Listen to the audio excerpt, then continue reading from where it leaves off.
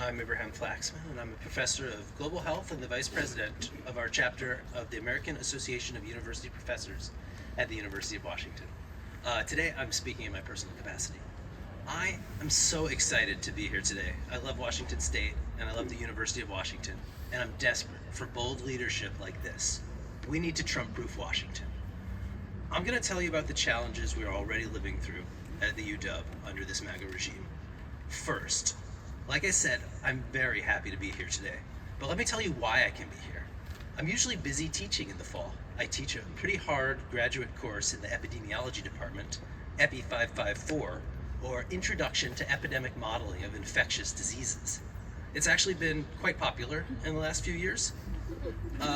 But this year, the Epi department couldn't afford to offer all the classes they wanted, and they had to make tough choices. So no one gets to learn infectious disease modeling this year. I'm hoping to catch our students up next year.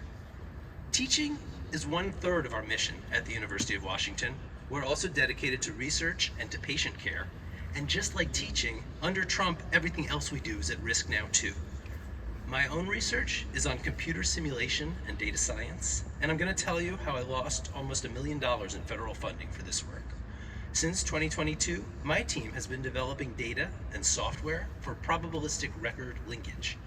You don't need to know what that is, but in short, record linkage is when someone gives us two data sets, and we stick them together so that we can answer questions that neither data set could have provided on its own.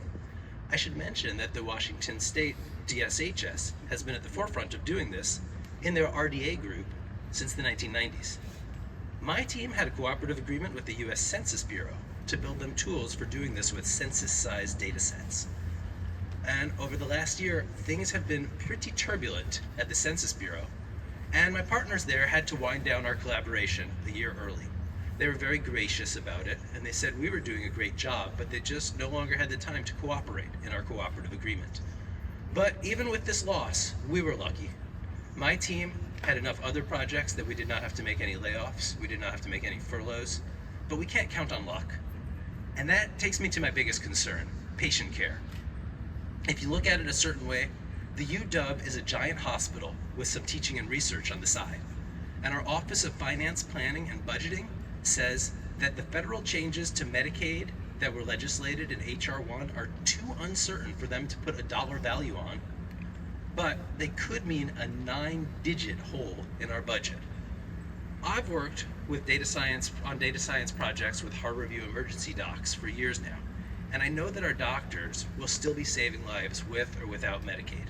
But when it comes to keeping the lights on in the hospitals, the changes to Medicaid and to the disproportionate share hospital payments that pay for life-saving care for people without Medicaid or other insurance, these changes are putting our hospitals and our patients at risk. So thank you again for your leadership and for this bold planning and preparation to weather the storm. Please do everything in your power to keep University of Washington healing, inventing, and educating.